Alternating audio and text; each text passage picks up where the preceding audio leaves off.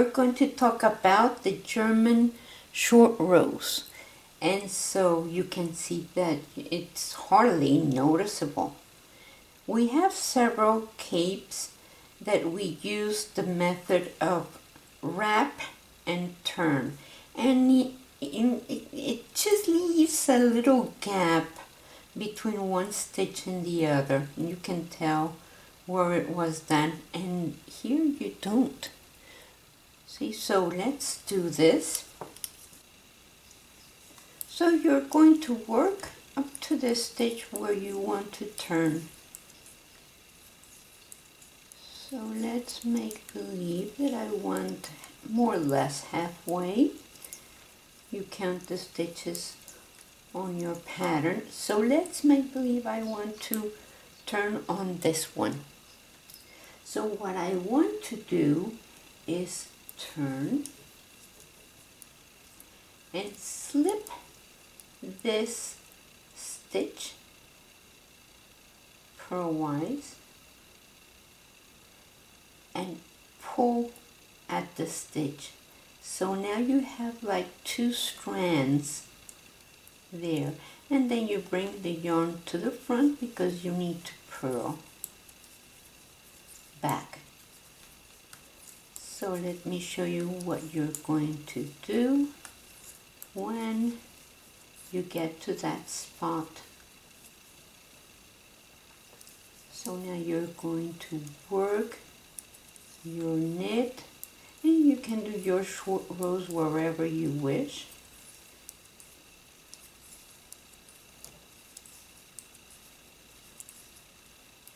So this is the spot where I did, see the two strands, see how they are like twisting?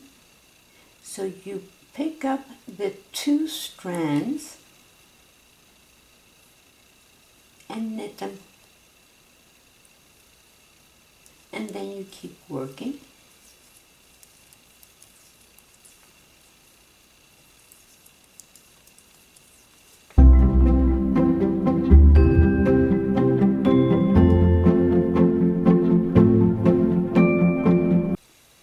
Okay, so what if I want to do the German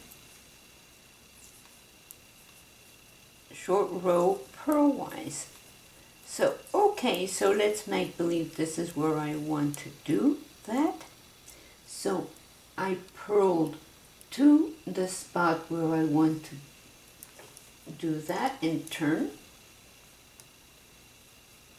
The yarn is going to be in front, and you slip that stitch and pull. See, pull up, and now you keep knitting.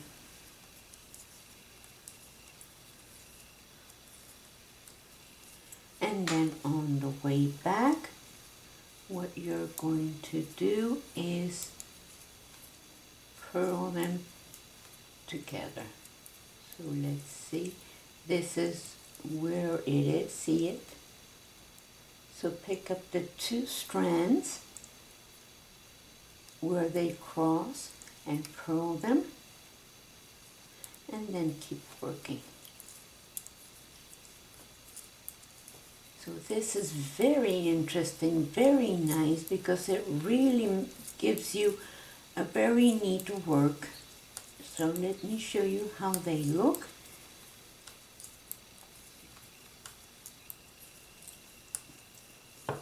Look at that, isn't it something?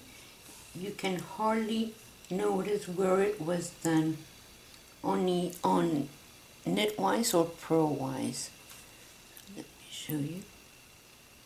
So thank you for watching. Share us with your friends and like our page and subscribe, and I'll see you next time.